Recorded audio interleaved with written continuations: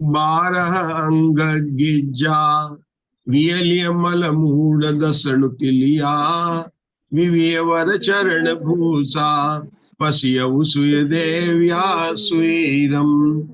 तीर्थंकर उपदेश श्रुताय नमो नमः। रत्नत्रय धारक आचार्य उपाध्याय साधु परमेष्टिभ्यो नमो नमः। द्वादशांक के परिचय संबंधित इस कक्षा के अंदर हमारा जो कर्म प्रवाद नाम का पूर्व है 8वें नंबर का, उसकी हमारी यहाँ पर चर्चा चल रही थी और हम देख रहे थे कि इसका विषय केवल ज्ञाना वर्णादि 8 कर्म नहीं है, बल्कि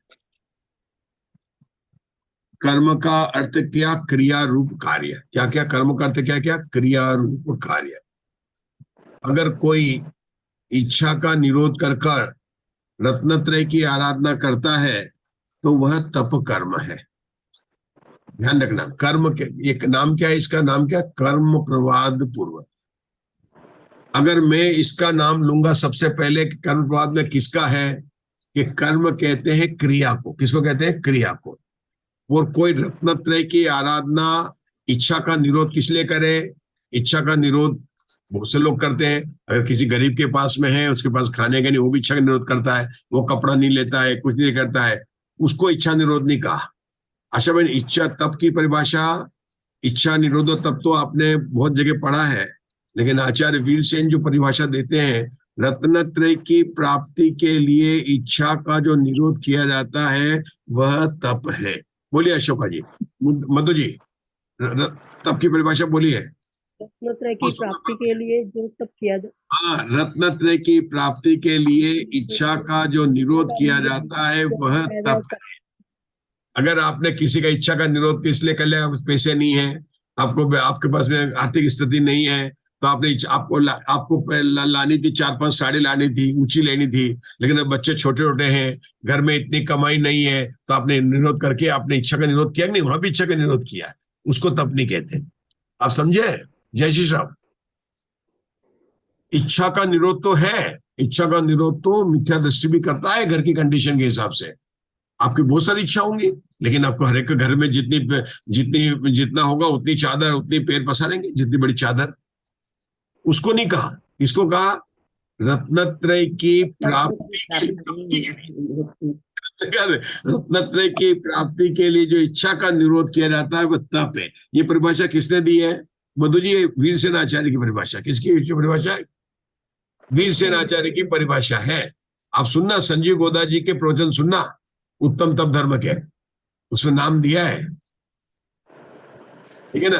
रत्न, और फिर मैंने बताया कहां से आया है, ये वीरसेन आचार्य का है।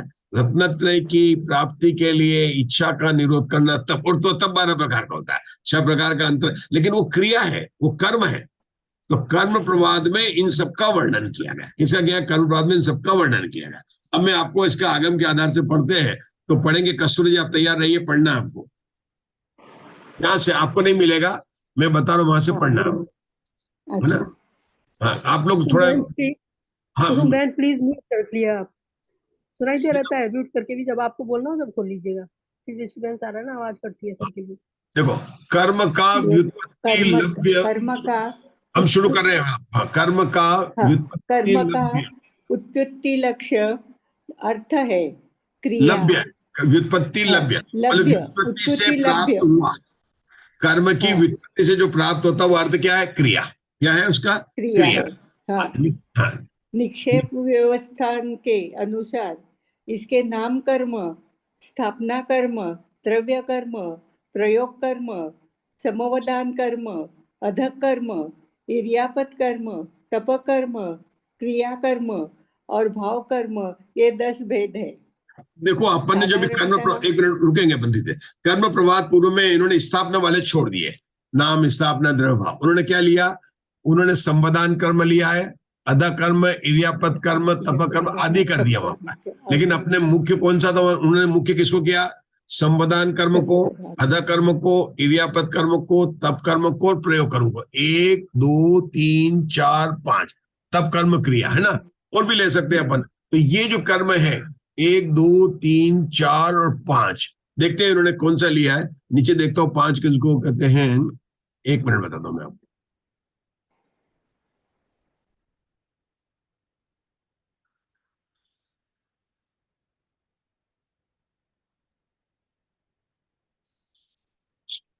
प्रयोग कर्म, संवदान कर्म, अधा कर्म, इरियापत कर्म, तप कर्म और क्रिया कर्म। इन्होंने क्रिया कर्म को भी लिया, मतलब इन 6 कर्मों को मुख्य किया। किसको किया? 6 कर्मों को मुख्य किया। अब अपने को यहाँ पर सिर्फ संवदान कर्म की परिभाषा को पढ़ना है। संवदान को अपने को वही समझना है। तो पढ़िए कुसुम जी। संवदान कर्म, जीव 8 प्रकार के, जीव 8 प्रकार के या 6 प्रकार के कर्म को ग्रहण करने के लिए प्रवृत्त होता है। इसलिए 6 यह प्रकार के सब कर्म को ग्रहण करने के लिए प्रवृत्त होता है, इसलिए यह सब संवदान कर्म है। इन्होंने 8 प्रकार के थे जब आयु कर्म पे बन रहे, 7 बन रहे। 7 प्रकार तो हमेशा बनते रहते। 6 प्रकार के कब बन देंगे आशा बहन? जब मिथ्या पे चला जाएगा तब। जब उसने मोहनी कर्म का नाश कर दिया है, तो अब क्या होगा? 10वें गुणस्थान में अपनी बात चले, 10वें गुणस्थान में, 9वें गुणस्थान में मोहनी कर्म का बंधन नहीं हो रहा है। तो अब 10वें गुणस्थान में 10वें गुणस्थान की बात कर रहे हैं। तो 10वें गुणस्थान में बन रहा है और आयु कर्म भी नहीं बन रहा है वहां पर, क्योंकि आयु कर्म तो नीचे बंधेगा, नीचे 7वें गुणस्थान के नीचे तक बंधेगा। तो आयु कर्म भी नहीं बन रहा है और मोहनी कर्म का भी नाश हो गया। तो 10वें गुणस्थान में कितने बन रहा है? वो 6 कर्म बन रहा है। आपको पता चला? 3 तरह के बोले, 6 कर्म, 7 कर्म और 8 कर्म। संवदान कर्म क्या बताया उन्होंने? 6 कर्म को मानता है, 7 कर्म को मानता है, 8 कर्म मानता है। लेकिन लेना कैसा है? 7 कर्म, 8 कर्म और 6 कर्म, क्योंकि 7 कर्म तो हमेशा बांधता ही रहता है, हमेशा संसार जी बांधता रहता है। अब जब आयु बांधता है तब उसके 8 कर्म बन जाते हैं। ये कब तक की बात हो गई? 9वें गुणस्थान तक की बात हो गई। 9वें गुणस्थान में भी आयु नहीं बंधेगा, नीचे तक होगी, मतलब तभी वहां पर जाके जो वो 7 ही कर्म बांधेगा। लेकिन जब 10वें गुणस्थान में जाएगा तो अब क्या होगा? आयु तो बंधेगी नहीं, आयु की बंधेगी उच्च तो पहले हो गई उसकी। अब कौन सी हो गई? उसके मोहनी कर्म हो गई। तो 2 कर्म चले गए, तो 6 कर्म का बंध जो है ये 10वें गुणस्थान में होता है। तो ये बात बताई अपन ने संवदान कर्म में। बस अपने को इतना ही यहाँ पर प्रयोजन है अभी, ठीक है ना। आगे अब इरियापत कर्म के पढ़ लेते, अधा कर्म पढ़ लेते पहले। हाँ पढ़िए अशोक, उषा जी एक अधा कर्म, क्योंकि आपने अधा कर्म पढ़ा, यहाँ पर पढ़ते बने, बोलो अधा कर्म। अधे कर्म जीव अंग छेदन, परिताप और आरंभ आदि नाना कार्य करता है। उससे भी ये कार्य औदारिक शरीर के निमित्त से होते हैं, इसलिए उसकी अधे कर्म संज्ञा है। यद्यपि नारकियों के वैयक्तिक शरीर के द्वारा भी ये कार्य देखे जाते हैं, पर वहां इनका फल जीव वध नहीं दिखाई देता, इसलिए औदारिक शरीर की ही यह संज्ञा है। देखो आज आपने नई बात पढ़ ली। अभी तक आपने भगवती आराधना के अधा कर्म की बात पढ़ी थी, लेकिन आज आपने एक नई बात पढ़ी। मतलब आप देखोगे जिनवाणी में कितना हमको पढ़ना बाकी है। लगता नहीं लगता कुछ समझे है? सिंधु में बिंदु भी नहीं पढ़ा अभी तो, बहुत मतलब बिंदु जितना भी नया ज्ञान नहीं नया है। प्रमेय है। आपने पढ़ा ना, बात सही है भगवती आराधना में अधा कर्म उसको कहा है, बल्कि अधा कर्म इसको घर गृहस्थी में बुलाते हैं, पाप में जो जाते ना, इनको भी जो है पाप के कार्यों में बोलते हैं। लेकिन यहाँ पर अधा कर्म की क्रिया को बताया और बोला कि नारकियों के नहीं, औदारिक शरीर की क्रिया से होता है। नारकियों के क्यों नहीं होता? उनका वध तो होता ही नहीं है। अधा कर्म काय की क्रिया है? क्रिया कर्म का अर्थ क्या? क्रिया। काय की क्रिया? वध करने की क्रिया। नारकी का वध होता ही नहीं है। अब खाना क्यों बनाते हैं? खाने के लिए। अगर खाना नहीं, कोई खाना नहीं खाना का है, आप खाना बनाएंगे तो खाई जाएगी क्रिया, फायदा नहीं है। तो नारकियों की मारताड़ हो रही है, लेकिन उसका वध नहीं हो रहा है, तो उन्होंने उसको अधा कर्म में क्रिया में नहीं लिया। अब देखो तप कर्म तो बिल्कुल अपन समझ गए, जो रत्नत्रय की प्राप्ति के लिए जो अनशन वगैरह आदि तो वो समझ गए। इरियापत कर्म कब होता है? इरियापत कर्म जब अपन आके चलकर आए और उसके अंदर जो है मतलब समिति में गमन किया ना, गमन करके पूर्वक किए, तो इसको बोलते हैं इरियापत कर्म। अपन बोलते हैं इरियापत को जो है प्रतिगमन के समय बोलते हैं ना, है ना, ए इंद्रिया, बे इंद्रिया, ती इंद्रिया, चरो इंद्रिया, है ना, जय जय विराणा, जो जो मेरे द्वारा से विराणा की गई है उसके लिए मैं आलोचना करता हूँ, प्रतिगमन करता हूँ, क्षमा मांगता हूँ, ये सब उसके अंदर आया था। प्रयोग कर्म में योग की बात करेंगे, मन योग, वचन योग और काय योग, इसकी क्रिया होती है आत्म प्रदेश। लेकिन ये निमित्त है, मन वचन काय निमित्त है, आत्मा के प्रदेश में चंचलता होती है, ये बात हम जानते हैं। लेकिन इन सबको क्या लिया? प्रयोग कर्म लिया। अपने आश्रम अधिकार में काय वांग मन कर्म योग स आश्रम, ये बात हम पढ़ चुके हैं। लेकिन उसी को यहाँ पर कर्म का अर्थ करके क्या क्रिया किया, और मन कर्म के भेद वही हो जाएंगे, सत्य सत्य असत्य उभय अनुभय उदारिक के साथ, मतलब वो क्यों भेद हो जाएंगे। तो इस प्रकार से इनका जिसमें वर्णन किया गया है वह कौन सा कर्म प्रभात नाम का पूर्व है। तो हमारी बात इतनी आनी थी यहाँ पर, तो एक कर्म प्रभात पूर्व की हमारी बात आ रही थी, समझे। तो ये आधे बात कर्म आ का गई। एक बार पेज दे दीजिए, एक ये बार आधे कर्म का पेज तपस्या कर्म इत्यादि क्रिया रूप कर्म का प्रवर्तन करते हैं, और इसमें पद की संख्या 1,80,000 है। तुमने कर्म प्रभात पूर्व का सुंदर सा अर्थ आज देखा। हाँ बताइए, किसी को प्रश्न था, कुछ बोल रहे थे। जी, अर्ध कर्म का एक तपस्या बार में क्या लिया जाएगा? हैं? तपस्या में क्या लिया जाएगा? तपस्या में तो वही लिया, तप कर्म मतलब रत्नत्रय की प्राप्ति के लिए ना, जो बाह्य तप और अंतरंग तप जो लेते हैं, अंशन मोदर, वो कोई लेंगे, है ना। वो कोई जो 6 अंतरंग तप और 6 बाह्य तप जो अपन लेते हैं, उन्हीं का पूरा वर्णन है। मैंने तो सिर्फ स्पेशल पता लगा, वो तप कर्म कहते हैं। अधा कर्म समझ गए, तप कर्म समझ गए, संवदान, अपने को खास संवदान कर्म की बात चल रही थी, ये शब्द भी नया था। सामान्य से कर्म प्रभात के जो विषय को बताते हैं वो सब 8 कर्म की बात करते थे, ज्ञानावर्ण कर्म की, वो अपन ने सुन रखा है। इसलिए मुग्धा जी मैं कहता हूं, धवला में जो पढ़ते ना अपन ने, तो नई चीज जानने की इच्छा रखनी चाहिए। और अगर अपन अपना ही लेके बता देंगे कर्मवाद में ज्ञानावरणादि 8 कर्मों का, तो नई चीज कहां से अपन प्राप्त करेंगे, है ना। तो नहीं कर पाएंगे, नहीं कर पाएंगे। तो आज अपन ने, उषा जी ने भी एक नई बात सीख ली, अधा कर्म का पूर्ण को भगवती आराधना की थी। आप लोगों ने भी सीखा संवदान कर्म किसे कहते हैं, इरियापद। अब देखो ये सब क्रिया रूप कर्म है, और इसमें सब आ गया, मोक्ष मार्ग की भी आ गया, पाप की क्रिया भी आ गया, सबका क्रिया के आ गया। तो ये भी ये सब कर्मवाद ने बता दिया, तो अब क्या बताएंगे।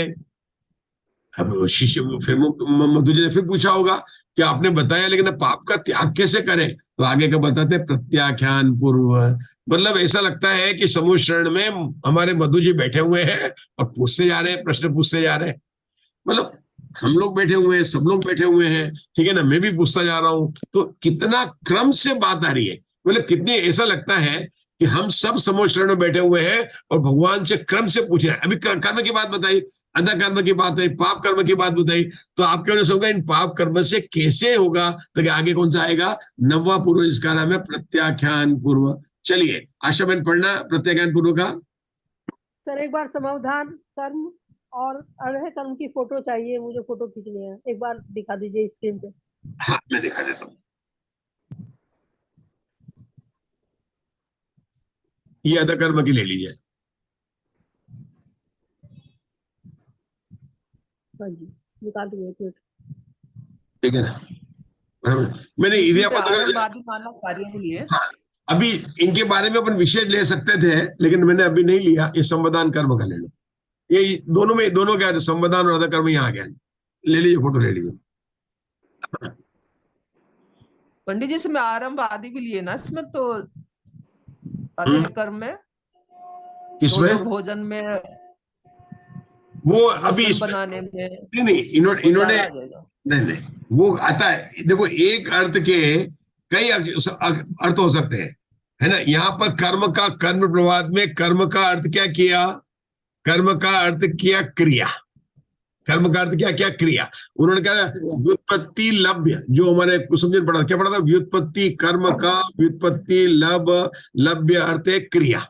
और वो क्रिया कौन सी होती है, संवदान क्रिया, इरियापद क्रिया, प्रयोग क्रिया, अध कर्म क्रिया, है ना। ये सब क्रिया रूप कर्म हो गए। अपन अभी जब विषय आएगा तब पढ़ेंगे, ये आगे की पुस्तक से है, मतलब मैंने प्रस्तावना से लिया है। जितना अपने को यहाँ पर समझने का जरूरत था उतना अपन ने समझ लिया। मैंने सिर्फ ये बताया कि संवदान कर्म, इरियापद कर्म, और अपने इसको त्याग करते हैं ना, जो बात आ रही प्रत्याख्यान पूर्व में, आगे जब बात करेंगे देखो अपन करते हैं ना आगे। बहन हाँ आशा बहन पढ़ना शुरू करो।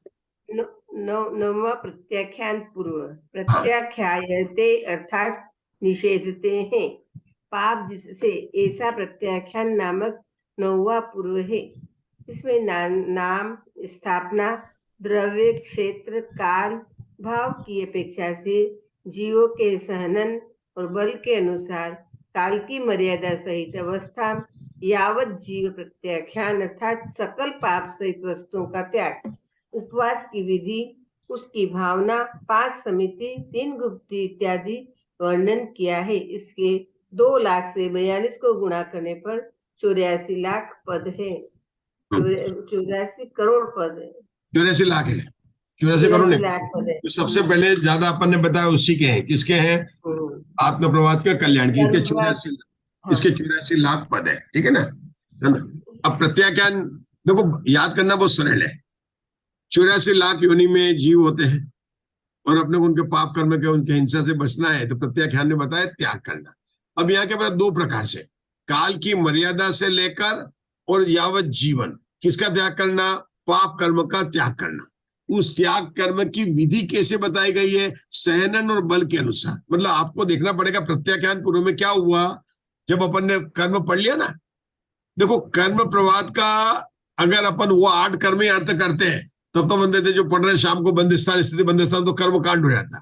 लेकिन उसका अपन ने कर्म का अर्थ क्रिया क्या, तो पाप कर्म से अदा कर्म से तब कैसे बचना, कैसे तब कर्म होता, उसके लिए एक बताया। तो प्रत्याख्यान आगे वाला पूर्व जो है बिल्कुल संधि बैठती कि इसके बाद में इसके आगे का स्टेशन मतलब प्रत्याख्यान पूर्व आया। इसमें क्या प्रत्याख्यान मतलब त्याग करना भविष्य में सब। अब भविष्य मतलब क्या? आगे के काल में, नियमित काल के लिए या यावत जीवन, पता ना? अपन ताव काय पाव कम्मम दुच्चिरम बोसरामी पढ़ते, सामायिक पाठ में नहीं बोलते ताव काय पाव कम्मम दुच्चिरम बोसरामी, मतलब जितने काल तक मैं सामायिक करूंगा, ताव काय पाव कम्मम दुच्चिरम बोसरामी आता है ना सामायिक काल में, नहीं आता है? दिसिंग होता है, मैं बताऊं। हाँ, जाव नियमम, ये आता है ना, जाव नियम तीवेन मनसा वत्सा न करेमी न कारेमी अन्नम करंतम पी न मनुष्य मन्नामी तस् भन्ते ऐचारम पडिकम्मामी निंदामी गर्रामी जाव रंताणम नमोकारम पज्जुवासम करेमी ताव काय पाव कमम दुचिरम बोसरामी। ये सामयिक दंडक का पाठ है ना? अब ये प्रत्याख्यान का ये वस्रामी मतलब त्याग करता हूं, वस्रामी पच्चकाणी हो गया उसमें। मतलब ये वैसे सामयिक की जो है ना, ये प्राकृत भाषा की बात जो है, ये थानक वासियों में अभी भी प्राकृत भाषा में ही करते हैं, मतलब, और वो प्राकृत भाषा में ही करते हैं। और सामयिक पाठ उनको देखो तो उसमें आते शब्द बोलाते हैं, मतलब इसके सामयिक के, तो वहां पर बात आती है। अपने को मैं ये नहीं कह रहा हूं कि वहां के धर्म अपन को वहां पर पता कि क्या अपने को नहीं मानना, क्या नहीं लेना। मैंने तो सिर्फ इस बात की अनुमोदना की है कि वो लोग प्राकृत भाषा में ही पाठ करते हैं, वो मुझे अच्छा लगता है। बस मैं ये नहीं कह रहा हूं, आप लोग ये मत सोच लेना कि सबकी बात कर लेते हैं।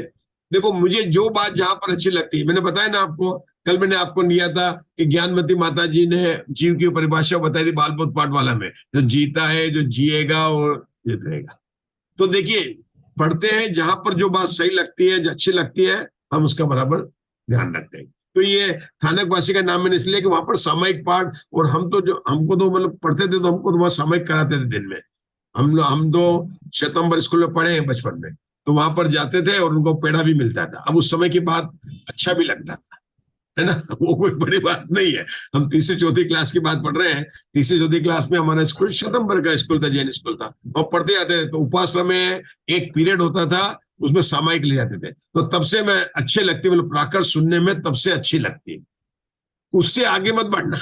अपन ने अब शास्त्र पढ़े, अपन जानते हैं कि क्या है, लेकिन ये है कि वहां पर ये बात बहुत अच्छा मतलब बताते हैं।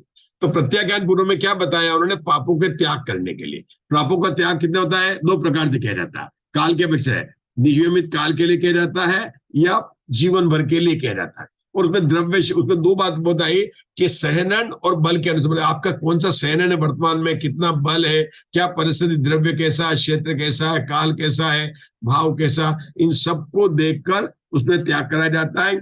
इसमें कितने पद है? के 84 लाख पद है। इस प्रत्याख्यान पूर्व के बारे में विशेष बात क्या? हमने प्रमाण तो बता दिया 84 लाख पूर्ण है, विषय वस्तु बता दी। हर एक पूर्व के संबंध में 3 बातें लिखनी है। कौन कौन सी 3 बातें लिखनी मधु जी? एक तो प्रमाण, कितना पद है? 84 लाख, 1 करोड़, इसको बोलते हैं प्रमाण, है ना? प्रमाण मीमांसा, प्रमाण निरूपणा, मीमांसा नहीं, प्रमाण निरूपणा। पदों की संख्या बताना, वस्तु की संख्या बताना, कितने वस्तु है, कितने पद है, ये बताना। दूसरा इसकी विषय वस्तु, तो हमने प्रत्याख्यान की विषय वस्तु बता दी।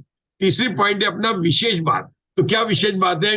आपको पता है ना, परिहार विशुद्धि नाम का संयम है। 5 प्रकार के संयम होते हैं, सामायिक, छेदोपस्थापना, परिहार विशुद्धि, सूक्ष्म सांप्राय और यथाज्ञात बुद्धि संयम। तो जो नव्य पूर्व का जो पढ़कर डरता है, मतलब अपने पढ़ा था 30 वर्ष तक, जिसने सुखी पूर्वक ग्रस्त में जीवन को बिताया है 30 वर्ष तक, उसके बाद में तीर्थंकर के पादमूल में 8-9 वर्षों तक इस नव्य पूर्व का स्वाध्याय किया है, उस संयमधारी मुनिराज को ये जो है परिहार विशुद्धि नाम का संयम प्रकट होता है।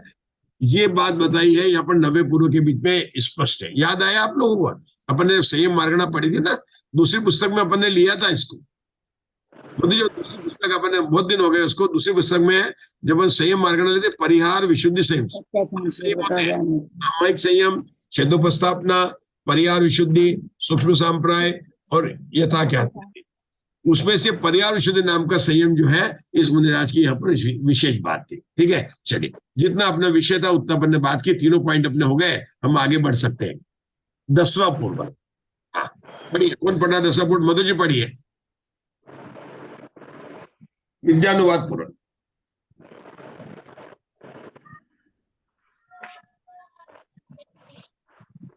विद्याओं का है अनुवाद, अर्थात अनुक्रम से वर्णन, है ना।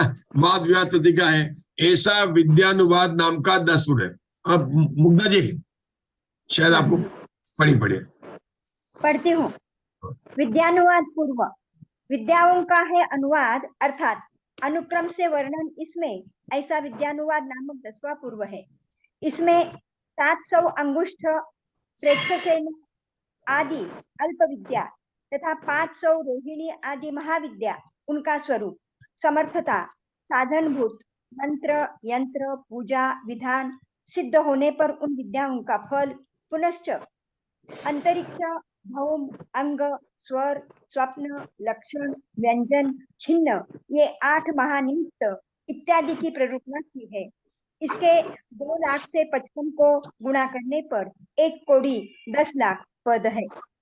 देखो टोटोलॉजी की स्टाइल है, 2 लाख को 55 से गुणा करने पर 1 करोड़ 10 आते हैं। उन्होंने सारी संख्या 2 से गुणा करके बताई है ना। वो 52 चैत्यालय नहीं बोलते, 2 अधिक 50। नंदी से कितने अधिक चैत्यालय है? 2 अधिक 50 बोलेंगे। मतलब ये उनकी स्टाइल है देखने, अपन देख रहे हैं, 2 लाख से गुणा करके बताया। कौन सा पूर्व चल रहा है? 10वां पूर्व चल रहा है। क्या नाम है इसका? विद्यानुवाद पूर्व है। अब इसमें बहुत सारे विषय बता दिए उन्होंने। पहले तो उन्होंने बताया लघु विद्या और महाविद्या, 700 अंगुष्ठ, प्रसन्नचित आदि विद्या बताई है, और 500 रोहिणी आदि विद्या बताई है। इसका ज्ञान मतलब हो जाता है, इसमें जो शास्त्र का होता है ना, उसको इतनी ज्ञान हो जाता है। आप लोगों ने रोहिणी विद्या का नाम सुना है? जय श्री राम। अशोक जिंदू सुना है? आपने सुना है मुकेश भैया? जब नारायण प्रतिनारायण पर आक्रमण करने जाता है ना, तो ये विद्या बहुत जरूरी, रोहिणी आदि विद्या। रोहिणी विद्या को नियम से सिद्ध करता है, मतलब 2-3 विद्या नियम से सिद्ध करता है। ये त्रिपष्ट नारायण तो भगवान महावीर का जीत आप पढ़ेंगे, तो भगवान ने उसने विद्या सिद्ध की, और फिर वो कोटि शिला को उठाता है। क्या करता? कोटि शिला को। देखो मैं 2 बात बोल रहा हूं, मैं विद्या की बात कर रहा हूं, मैं विद्यानुवाद पूर्व की बात नहीं कर रहा हूं। कि विद्यानुवाद पूर्व में अभी ये मुनिराज को भी प्रकट हो सकती है, और ये क्या है, ये संयमधारी को, जो वृद्धि का संयमधारी है, उनको प्रकट हो रही है, और ये बिना पढ़े वो हो रही है। और जो नारायण जो वो विद्या को सिद्ध करता है, वो जैसे रावण ने सिद्ध की थी, 10 मुखी विद्या सिद्ध की थी, शांतिनाथ भगवान के मंदिर में जाकर उसने जो विद्या सिद्ध करने का प्रयोग थी, तो वो विद्या तो गृहस्थ सिद्ध कर लेते हैं। नारायण भी गृहस्थ अवस्था में विद्या को सिद्ध करता है। हम जो यहाँ पर जो विद्या बात कर रहे हैं, वो वास्तव में विद्या तो बात होगी जो हमारे भूत बलि और इन्होंने किसका नाम था? भूत बलि, मतलब नरवाहन, और क्या नाम था?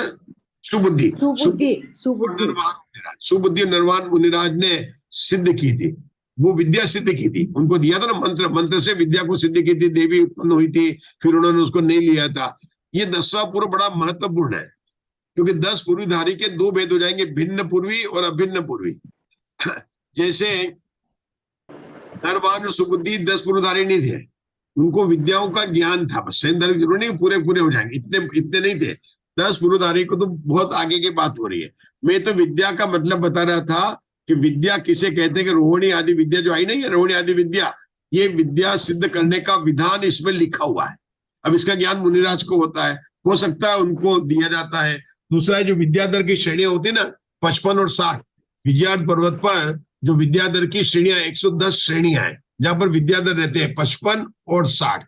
उत्तर में और दक्षिण में मुझे थोड़ा सा 55 एक तरफ है, 60 दूसरी तरफ है, किसी को याद हो बता सकता है। तो ये 55 और 60 जो विद्याधर की जो श्रेणियां हैं, वहां पर जो विद्याधर होते हैं, तो ये विद्याधर जब अपनी बेटी है, बोलो बोलो, उत्तर में 60 श्रेणियां होती है और हाँ। दक्षिण में 50 होती है, लेकिन विदेह क्षेत्र के विजयार्थ पर्वतों पर उत्तर में दक्षिण में 55 श्रेणियां होती है। 55 श्रेणी, बहुत बढ़िया, बिल्कुल। तो उत्तर में 60 और 50 जब हम बात करें भरत और ऐरावत की, और मतलब अपने इन क्षेत्रों की बात कर रहे हैं, मतलब, और वहां पर आपने बताया दोनों के कितने होते हैं, 50-50 है ना, 50 + 100 होती है। तो यहाँ 55 वहां पर 110 होती है, 55 वहां पर 110 होती है, और यहाँ पर 60 और 55 बताइए आपने। हाँ। तो कितने हो गए, 105 हो ना, गए। 60 और 50, तो 60 और 50, हाँ, तो यहाँ पर भी 110 हो गई। हाँ। अच्छा, श्रेणियां 110 है, वहां दोनों बराबर है, अंतर नहीं होगा, बराबर है। कि मुझे 110 श्रेणियां याद थी, लेकिन उसमें ये भी पता था कम ज्यादा है, तो ये बताया उत्तर में 60 और 50 विजयार्थ पर्वत के ऊपर जो ना, ये विद्याधरों का निवास है, वहां पर इस प्रकार की श्रेणियां रहती है। ये विद्या, मैं बात की बता रहा हूँ, अपनी विद्या की बात करनी, नाम ही उनका विद्याधर है। तो उषा जी विद्याओं को सिद्ध करते रहते हैं, और इतनी विद्या सिद्ध करते हैं कि किसी विद्याधर की जब लड़की की शादी होती है तो दहेज में विद्या दे देते हैं, कंवर साहब को, जवाई को क्या देते हैं, विद्या देते हैं। आप लोग तो शर्ट देते हैं, उनको वो देते हैं, कुछ देते हैं, उनको ये लोग क्या देते हैं, विद्या देते हैं। वो दो विद्या देते हैं। हाँ, और ऐसे विद्याधर कौन थे, ये थे अपने शांतिनाथ भगवान के जीव थे। इनका नाम था अमित तेज विद्याधर। शांतिनाथ भगवान के 14 भव आते हैं, 14 भव में ये अमित तेज विद्याधर थे, और भगवान महावीर का जीव त्रिपश नारायण इनका मामा जी थे। अच्छा, ये भगवान जो त्रिपश नारायण हुए थे, ये तो हुए थे इधर प्रजापति थे, पोदनपुर के थे। और जो ये जो शांतिनाथ भगवान का जीव था, ये विद्याधर की श्रेणी में रतनपुर नाम का जो था विद्याधर था। तो ज्वलन जटी, हाँ, ज्वलन जटी नाम का विद्याधर था, उनके पुत्र का नाम अर्ककीर्ति था, और उनके बेटे थे अमित तेज विद्याधर। आप बोलेंगे बहुत सारी बातें बता दी आपने, अमित तेज विद्याधर। अभी क्या इनकी थी, तो अमित तेज विद्याधर की जो बहन थी, वो त्रिपश नारायण के बेटे के साथ भाई थी, तो वो उसमें वहां विद्या मिल गई थी उसको क्या मिल गई थी, उसको साथ में विद्या मिल गई थी। मतलब मैं तो सिर्फ बताना चाहता हूं, क्या अशोका जी, मेरा चारों अनुयोग का रहता है, मेरे को कोई हट नहीं है ना। आप समय सार कराएंगे तो अपने समय सार की बात करेंगे, है ना, प्रदेश भिन्न की बात करेंगे, आप 47 नए की बात करोगे 47 की बात करेंगे, और आप प्रतिमा नियोग की बात करोगे तो हम प्रतिमा नियोग की बात करेंगे। प्रद्युमन कुमार को भी तो विद्या मिली थी विद्याधर से, प्रद्युमन कुमार जी को। हाँ, प्रद्युमन कामदेव जो थे श्री कृष्ण के पुत्र, श्री कृष्ण के, हाँ, वो काल समझ में आ रहा था कि वहाँ पर विद्या मिली थी। तो कुंडल मंडित जो विद्याधर थे, उनके वहां से वो विद्या लेकर आए थे 16 प्रकार की। हाँ, लाए 16 प्रकार की विद्या को, मतलब ऐसा था विद्याधर गिफ्ट में दी जाती थी। जैसे आप चूड़ी चर्च आपने लड़की गई तो दान में देते हैं, दहेज में देते, जो भी देते हैं, है ना। तो उस जमाने में विद्या, ये सब विद्याएं होती। अब ये विद्या कैसे सिद्ध होती है, ये इस विद्यानुवाद प्रवाद में सारा उनका वर्णन आया है। मतलब सारा वर्णन भगवान की वाणी, अपने को क्या देखना है कि द्वादशांग वाणी के अंदर क्या क्या वर्णन नहीं आया, और ये वर्णन आया है तो उपदेश से आचार परंपरा लोगों को प्राप्त हुआ, और लोगों ने उसको सिद्ध करना शुरू कर दिया, जिसको जितना ज्ञान होता है, ठीक है ना। लेकिन ये जो मुनिराज होते हैं, जिनको 10 पूर्वी का ध्यान होता है, वे अगर इन विद्याओं का प्रयोग करें तो वो मिथ्यात्व में आ जाते हैं, उनका मुनिपना नष्ट हो जाता है। ये ध्यान रखना। 10 अंग पूर्वी जो मुनिराज हैं, जिनको 10 पूर्वों का ज्ञान है, उनके 2 भेद बताए, भिन्न 10 पूर्वी और अभिन्न 10 पूर्वी। हम नमस्कार करते हैं अभिन्न 10 पूर्वी को। जब उनको एक ज्ञान प्रकट होता है तो सारी विद्याएं प्रकट होती है। लेकिन मुनिराज कहते हैं हमें तो अपनी आत्मा की आराधना करनी है, तो वो आगे बढ़ जाते हैं, और जो उन विद्याओं में थोड़ा उलझ जाते हैं, वो उनका फिर धीरे धीरे कर मुनि व्रत भी उनका जो है नष्ट हो जाता है। मतलब नीचे के गुणस्थान में आ जाते हैं, ठीक है ना। ये सारी विद्याओं का एक वर्णन आया। दूसरा, इसमें भी आपने देखा निमित्त के अष्टांग निमित्त ज्ञान का भी आया। अष्टांग निमित्त ज्ञान में अंतरिक्ष है, स्वप्न है। देखो अब देखो कितनी बातें आई यहाँ पर, याद भी नहीं रहता है। अंतरिक्ष, वो प्लीज अंग, जिसका खुला है अंग तो तो म्यूट कर लीजिए, बार बार बहुत डिस्टरबेंस आ रहा है सर की आवाज को, विषय को बहुत जोर पड़ता है बोलने में ऐसे। अंग, स्वर, चलो म्यूट कर स्वप्न, लक्षण, व्यंजन, छिन्न, ये 8 महानिमित्त इत्यादि की प्ररूपणा की है। कौन सा हो गया? भूम, अंग, स्वर, स्वप्न, लक्षण। भूम मतलब क्या? भूम, चलो कोई अंतरिक्ष मतलब तो अपन जानते हैं, अंतरिक्ष और उससे हुआ। अंग की बात अपन कर ली, स्वर, स्वप्न, लक्षण, व्यंजन, छिन्न। कल देखना आप लोग भूम को देखना, हमारे देख आप लोग डिक्शनरी में देखना, अगर मिल जाए भूम। बता आपको भूम किसको कहते हैं? पृथ्वी होएगा, हाँ, पृथ्वी। जो तिल मत से देख के बता देते हैं ना, ये वो तिल मैं होते हैं भूमि? जो।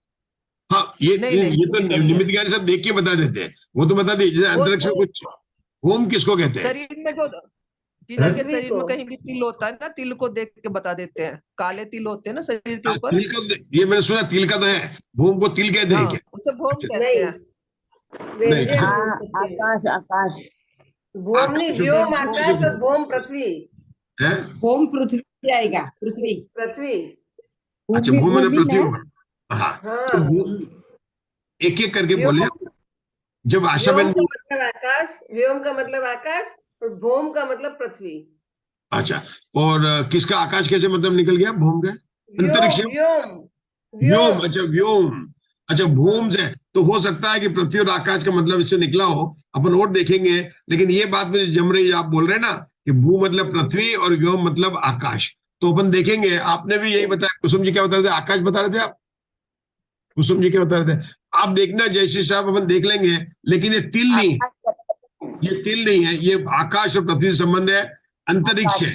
हाँ, अंतरिक्ष। तो अंतरिक्ष तो भूम बिल्कुल यानी आप भूमि, है। भूम यानी भूमि, भूमि। भूमि तो ठीक है, तो भूमि हो गया और आकाश हो गया, मतलब इन्होंने सबको ले लिया। ये ले लिया इन्होंने, भूम मतलब भूमि ले लिया, अंतरिक्ष मतलब आकाश हो गया, ठीक है ना। उसके बाद में क्या हो गया? स्वर, अंग मतलब शरीर के पार्ट्स हो गए, स्वर हो गया, स्वप्न, लक्षण, व्यंजन और छिन्न, ये 8 महानिमित्त इत्यादि होते। अब देखो, मतलब अष्टांग निमित्त ज्ञान का भी वर्णन द्वादशांग जिनवाणी में आया। और आप कहेंगे हमें तो आत्मा का ज्ञान करना है, प्रयोजनभूत तत्व से मतलब है। मतलब हमारे लोगों में ये प्रयोजनभूत के नाम पर बाकी सब पढ़नों से वास्तव में इनकार ही हो गया। मैं ये नहीं कह रहा हूं कि प्रयोजनभूत तत्व का याद होना चाहिए, लेकिन बाकी का ज्ञान भी द्वादशांग जिनवाणी में आया। उषा जी, आपके देखो प्रयोजनभूत तत्व क्या बात बताई कि जिसके पास समय नहीं है और जो आत्मा का ध्यान कर। अब जब वो आत्मा का ध्यान नहीं कर रहा है ना, जब वो लड़का पढ़ नहीं रहा है तो उसको दूसरा कार्य करना कि नहीं करना? प्रयोजनभूत तत्व का मतलब है कि 7 तत्वों का चिंतन करना, कि उसके भी किए बिना आपको सम्यक दर्शन की प्राप्ति नहीं होगी। लेकिन अगर आप जब 7 तत्वों का चिंतन नहीं कर रहे हैं और उस समय आप इनको पढ़ेंगे कि नहीं पढ़ेंगे? इनको पढ़ना चाहिए। जगत की दूसरी चीजों के अलावा अन्य चीजों के बिना ये पढ़ना सब सार्थक है। भगवान की वाणी में अष्टांग निमित्त ज्ञान आया, अपने को विद्याओं को सिद्ध करने का आया, और इसमें देखो इसमें और भी बातें बताई उन्होंने। ये बताया, अच्छा ये विद्याओं, इनका फायदा क्या हुआ? अरे इसको देख के स्वप्न का ज्ञान हमारे, इनको तो दर्शनाचार्य को था, उन्होंने देख लिया कि बेल आ रहे हैं, तो उनको लग गया कि अपने 2 मुनिराज आ गए, है ना। भद्रबाहु को सपने का ज्ञान था शायद, तो उनको क्या हो गया? भद्रबाहु को तो ना आचार्य को जो अकाल पड़ेगा, मतलब यहाँ पड़ेगा, और सब मुनि संघ को लेकर उधर चले गए। चंद्रगुप्त को था, चंद्रगुप्त को। चंद्रगुप्त को अलग था, इनको भी था, इन्होंने बताया था। अष्टांग निमित्त ज्ञान, अष्टांग निमित्त ज्ञान था वो। हाँ, ज्ञान था, चंद्रगुप्त को भी ज्ञान था। चंद्रगुप्त भी प्रसिद्ध हुए निमित्त ज्ञानी में है, लेकिन उनके सपने आए थे और उनको चंद्रगुप्त के सपने प्रसिद्ध है। लेकिन इनको भी था, भद्रबाहु जो शुद्ध केवली थे, तभी तो उन्होंने पूरे संघ को लेकर, उसके बाद में तो श्वेतांबर और दिगंबर 2 भेद हुए थे। ये 12 साल का जो अकाल पड़ेगा, मतलब मैंने नाम में नहीं ले सकता, अलग अलग था। किसी ने एक बच्ची को देख लिया ऐसा बोल रही है, तो उसको देखकर उन्होंने बता देते थे। मतलब ये अंग, छिन्न, स्वप्न, लक्षण, व्यंजन, भौम, अंतरिक्ष, ये जो और अपन ने अष्टांग निमित्त 64 रिद्धिधारी मुनियों में पूजा करते हैं। मेरे ख्याल से वो आता है प्रज्ञा प्रधान शमना समृद्धा, उसमें अष्टांग निमित्त ज्ञानी का नाम है। अब देखना अपनी 64 रिद्धिधारी में है अष्टांग निमित्त, हाँ अष्टांग निमित्त विज्ञा है। अष्टांग निमित्त भी एक प्रकार की मतलब जो रिद्धिधारी मुनिराज है, तो इनको ये ज्ञान हो गया।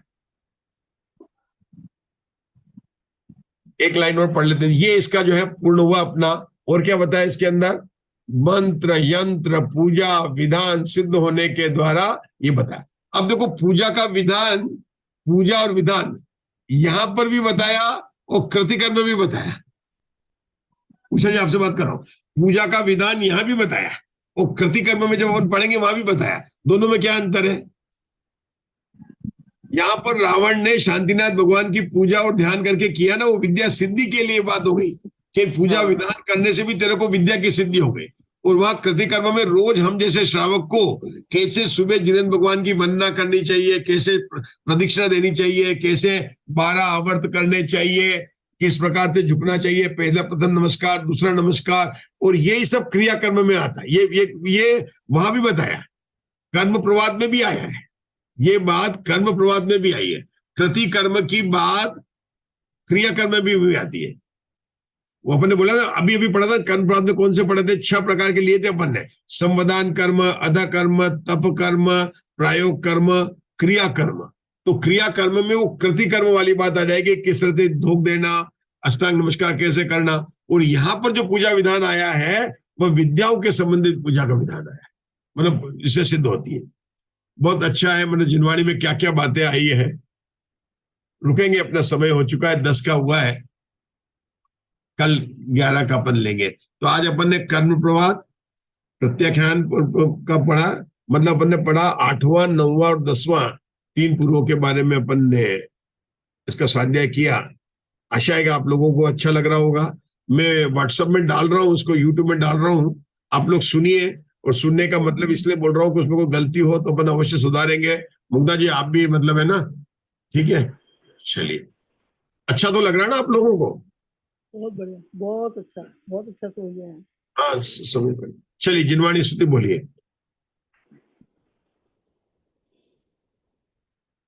बोलिए मुग्धा, जिनवाणी स्तुति कर लेते हैं। ठीक समझ। साची तो गंगा यह वीतरागवाणी, अविच्छिन्न धारा निज धर्म की कहानी। जामे अति ही विमल अगाध ज्ञान पानी, जहाँ नहीं संशयादि पंथ की निशानी। साची तो गंगा यह वीतरागवाणी, विच्छिन्न धारा निज धर्म की कहानी। सप्तभंग जह तरंग उछलत सुखदानी, संत चित्मराल वृंद रमे नित्य ज्ञानी।